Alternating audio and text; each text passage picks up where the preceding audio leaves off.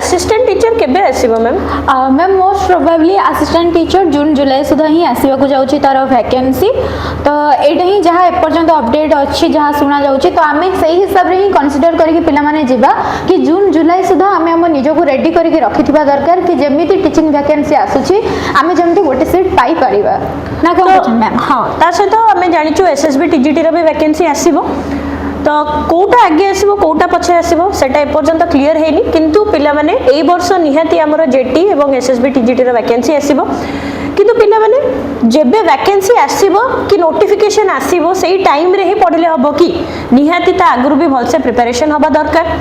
Junior teacher कि जोटा assistant teacher आम कहूचे तो गोटे रेगुलर पोस्ट हो आ कंपटीशन भी बहुत अधिक हम तो एबटू पिला माने पढ़ापढ़ी कर आमर अभिनव 4.0 बैच काली ही आमर स्टार्ट होची सबू टीचर माने रेडी क्लासेस नबा पाई बहुत सारा फैसिलिटी भी अच्छी से क्लासेस जदि एनरोल करार अच्छी तले दि जाइथिबा नंबर रे कॉल करि परिबो जदि किछि भी क्वेरीज रहुची तो थैंक यू।